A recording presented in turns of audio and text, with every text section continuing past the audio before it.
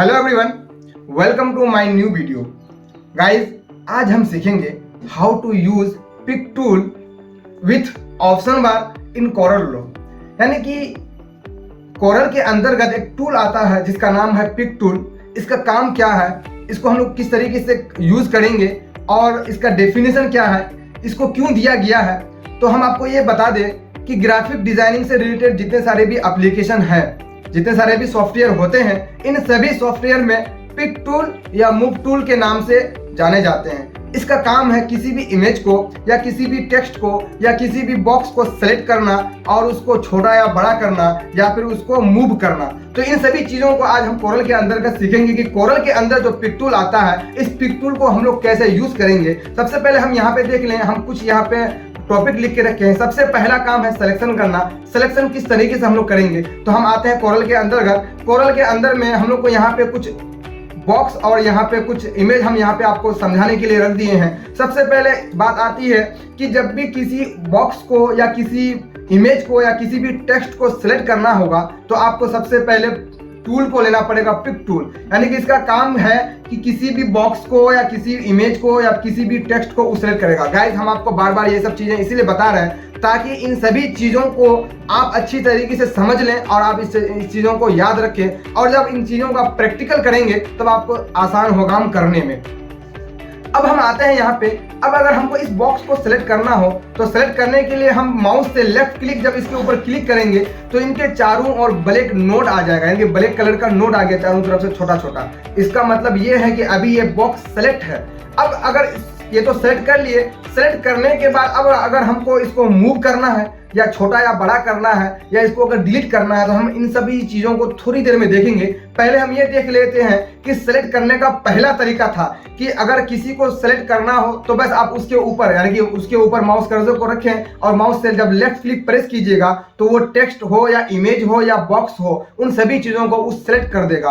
Select करने के बाद अगर आपको यानी कि ये जो अभी टेक्स्ट सेलेक्ट है, सेलेक्ट करने के बाद आपको अगर दूसरा भी कोई ऑब्जेक्ट या किसी दूसरे चीज को अगर सेलेक्ट करना हो तो सेलेक्ट करने के जब हम इसके ऊपर जब क्लिक करेंगे तो इससे पहले जो मेरा टेक्स्ट में यानी कि यहाँ पे जो इन चीजों को जब वो सेलेक्ट करके रखा था तो इसको वो डीसेलेक्ट कर दिया। यानी कि जब हम इसके ऊपर जब क्लिक करेंगे तो अभी देखिए, अभी ये मेरा ऑब्जेक्ट सेलेक्ट है और जब इस ऑब्जेक्ट को सेलेक्ट रखते हुए यानी कि इसको भी हमको सिलेक्शन रखना है और इसके अलावा हमको दूसरे भी ऑब्जेक्ट को सेलेक्ट करना है। मान लीजिए हम इसको इस बुक को सेलेक्ट करना है, जब हम इस बुक के ऊपर क्लिक करेंगे तो ये जो पहले जो मेरा इस बॉक्स को सेलेक्ट करके रखा था उसको वो डिसेलेक्ट कर दिया। अब हमको करना क्या है कि हमको दोनों को एक साथ सेलेक्ट करना है। तो सेलेक्ट करने के लिए हम आपको पहला तरीका जो है, हम आपको कीबोर्ड वाला तरीका आपको हम बता रहे हैं। अब आपके कीबोर्ड में शिफ्ट नाम का एक बटन है, उस बटन को जब आप प्रेस करेंगे, प्रेस करने के बाद हम दूसरे बॉक्स के ऊपर जब माउस से लेफ्ट क्लिक करेंगे तब वो दोनों चीज मेरा एक साथ सेलेक्ट हो जाएगा। गाइस, आप समझ पा रहे होंगे, हम आपको फिर से एक बार करके दिखा रहे हैं। अभी मेरा ये बॉक्स सेलेक्ट है, ठीक है। इस बॉक्स को सेलेक्ट करने के बाद अब हमको इस टेक्स्ट को भी सिलेक्ट करना है, यानी कि दोनों को एक साथ सेलेक्ट करना है।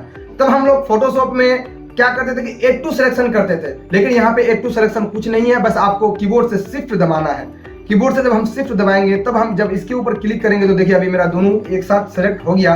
अब अगर हमको दोनों को एक साथ मूव करना हो तब हम लोग क्या करेंगे, माउस से लेफ्ट क्लिक को प्रेस करके जब हम इधर लेके आएंगे तो देखिए दोनों चीज मेरा अभी एक साथ मूव हो रहा है, यानी कि दोनों चीज अभी मेरा सेलेक्ट है, इसलिए मेरा दोनों चीज क्या हो रहा है, मूव हो रहा है। अब यदि अगर हमको खाली सिर्फ और सिर्फ इसी को मूव करना हो तो सबसे पहला काम भैया आपको तो सेलेक्ट करना पड़ेगा, तो हम इसको सेलेक्ट कर लेते हैं। सेलेक्ट करने के बाद अब अगर हम इसको माउस से लेफ्ट क्लिक को दबाए दबाए इधर जब लेके आते हैं तब ये मेरा मूव होकर के यहाँ पे आ गया। अब यहाँ पे जो ही हम छोड़ देंगे तो वो चीज यहाँ से उठ करके यहाँ पे आ गया।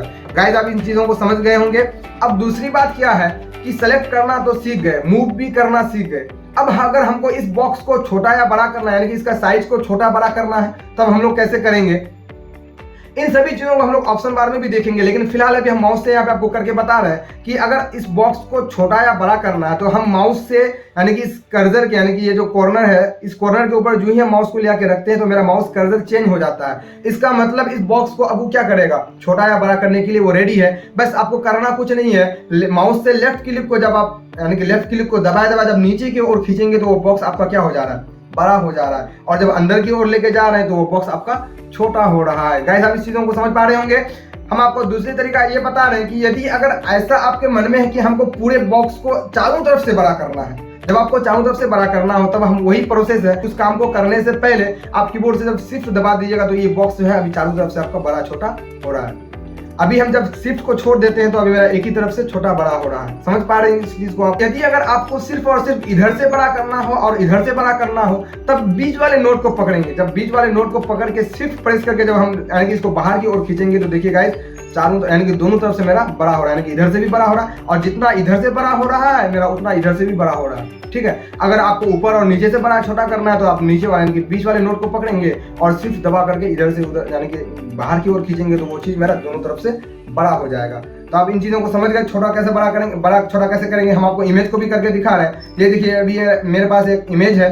अब अगर हमको इस इमेज को बड़ा करना है तो हम कॉर्नर की तरफ आएंगे, यानी कि चारों तरफ से अगर बड़ा करना है, जब हम सिर्फ दबा करके हम इसको पकड़ के बाहर की ओर खींचेंगे तो ये चारों तरफ से क्या होगा मेरा बड़ा हो जाएगा। और अगर छोटा करना है तो हम सिर्फ दबाएंगे और किसी एक कॉर्नर को पकड़ के जब हम अंदर की ओर लेके जाएंगे माउस को लेफ्ट क्लिक को दबा करके तब वो चीज मेरा छोटा हो जाएगा। तो आई होप कि आप इस चीजों को समझ पा रहे होंगे और इन चीजों को अच्छे से प्रैक्टिकल जब करेंगे तब आपको और भी अच्छी तरीके से समझ में आ जाएगी। अब दूसरी बात क्या आती है, हम अपने नेक्स्ट टॉपिक की तरफ और चलते हैं कि साइज इंक्रीज और डिक्रीज भी आप समझ गए। अब आते हैं ऑब्जेक्ट मूव को, यानी कि किसी भी चीज को मूव भी करना सीख गए। अब ऑब्जेक्ट को रोटेट करना है। किसी भी ऑब्जेक्ट को अगर आपको रोटेट करना हो तो रोटेट करने के लिए हम जाते हैं फिर से कोरल के अंदर। कोरल पे को इस चीज को रोटेट करना हो या फिर अगर इस इमेज को रोटेट करना हो तो सबसे पहला काम है कि उस ऑब्जेक्ट या किसी भी यानी कि उस इमेज को पहले आपको सेलेक्ट करना पड़ेगा।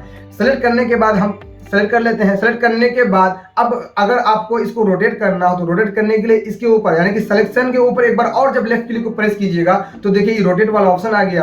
अब आप इसको पकड़ के रोटेट कर सकते हैं। यहाँ से देखिए अगर हम इसका एंगल को अगर घुमाना चाहें तो हम यहाँ से इसको रोटेट कर सकते हैं। तो गाइस आप इस चीजों को समझ पा रहे होंगे। जैसे हम आपको फिर से बता दें कैसे किए हम। देखिए एक बार सबसे पहले आपको सेलेक्ट करना है। हम आपको इस इमेज को यानी कि इस ऑब्जेक्ट को करके दिखा रहे हैं। इस ऑब्जेक्ट को हम सबसे पहले सेलेक्ट किए। सेलेक्ट करने के बाद आपके चारों ओर नोड आ गया। अब इसके ऊपर अगर हम एक बार और क्लिक कर देंगे तो ये रोटेट करने वाला ऑप्शन आ गया और बीच में यहाँ पे सेंटर पॉइंट आ गया है। अब अगर हम इसको अगर पकड़ के मूव कर रहे हैं तो इस सेंटर पॉइंट से मूव हो रहा है, यानी कि बीच से मूव हो रहा है। समझ पा रहे हैं आप इस चीज को?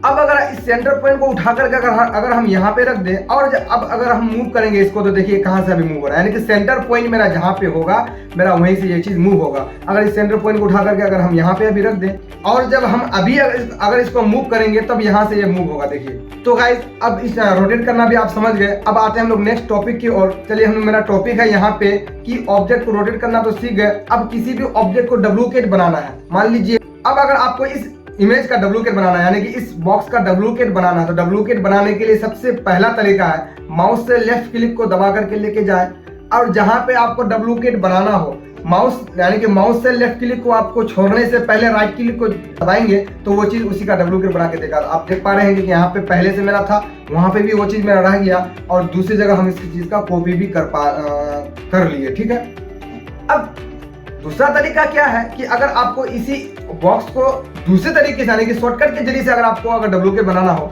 तो हम कीबोर्ड से जब प्लस दबाएंगे तो गाइस इसी के ऊपर में एक डुप्लीकेट बना करके दे दिया। देखिए अभी अगर हम इसको यहाँ से मूव करें तो पहले से मेरा एक था, अब उसी के ऊपर दूसरा बना के दे दिया, लेकिन उसी के ऊपर वो बना के देता है। जो पहला तरीका था सबसे आसान था कि आप लेके जाए और जहां पे आपको मूव करना हो यानी कि जहां पे आपको डुप्लीकेट बनाना हो वहां पे जाकर के माउस का लेफ्ट क्लिक को छोड़ने से पहले आपको राइट क्लिक दबाना पड़ेगा। जो ही आप राइट क्लिक दबाते हैं तब आपके सामने में एक ऑब्जेक्ट डुप्लीकेट बना करके वो दे दिया। तो गाइस आप डुप्लीकेट भी बनाना समझ गए। कीबोर्ड से अगर आपको बनाना है तो आप कीबोर्ड से जब प्लस दबाइएगा यानी कि कीबोर्ड में आपको प्लस बटन जो है उस प्लस की को जब दबाइएगा तब आपका ऑब्जेक्ट डुप्लीकेट बन के आ जाएगा आपके सामने में। अब हम आते हैं यहाँ पे मेरा नेक्स्ट टॉपिक की और यहाँ पे मेरा नेक्स्ट टॉपिक है कि ऑप्शन बार को भी थोड़ा समझ लेते हैं। पिक टूल से रिलेटेड जो है हम आते हैं ऑप्शन बार में। ऑप्शन बार में यहाँ पे क्या है कि सबसे पहले ये जो आप यहाँ पे देख पा रहे होंगे, यहाँ पे सबसे पहला चीज इससे आप किसी भी बॉक्स का या किसी भी टेक्स्ट का साइज को चेंज कर सकते हैं। ठीक है, अभी हम मेरा ये ऑब्जेक्ट सेलेक्ट है। अगर इस ऑब्जेक्ट का साइज को हमको चेंज करना हो, है ना, चेंज करना हो तो हम यहाँ से इसका चेंज कर सकते हैं। देखिए अगर अभी हमको इस बॉक्स का साइज को देना है 8.5 और 5.5 अगर देना है यानी कि विड्थ चौड़ाई को हम 8.5 देना चाहते हैं और लंबाई को हम 5.5 देना चाहते हैं, तब हम यहाँ से क्या करते हैं ऊपर वाला ये जो विड्थ वाला ऑप्शन है यानी कि ये ऊपर चौड़ाई वाला ऑप्शन है यहाँ पे हम दे देते हैं 8.5 और हमको नीचे में यानी कि हाइट में देना है 5.5। हम यहाँ पे 5.5 कीबोर्ड से दबा देते हैं और जब हम कीबोर्ड से इंटर दबाएंगे तो ये बॉक्स जो है यानी कि इस साइज में कन्वर्ट हो जाएगा। देखिए अभी तो गाइस अब इस चीज़ को समझ पा रहे होंगे। तो आई होप कि ये वीडियो आपको पसंद आया होगा, और यदि अगर आपको पसंद आया है तो आप इस वीडियो को लाइक करें और इन सब चीज़ों को यानी कि जहाँ पे आपको समझ में नहीं आ रहा है आप उस चीज़ को फिर से दोबारा देखें। आई होप कि आपको ये चीज़ समझ में आ जाएगा। मैंने इन वीडियो में बहुत अच्छी तरीके से आपको एक्सप्लेन करने का कोशिश किया है। आप इस चीज़ को बस एक बार गौर से देख लें। गौर से देखने के बाद आप इस यानी कि थ्योरी देखने के बाद आप इसको प्रैक्टिकल भी करें, तभी आप इन सब चीज़ों को आसानी से कर पाएंगे। तो हम आपको मिलते हैं फिर से नेक्स्ट वीडियो में एक नया तरीका और नए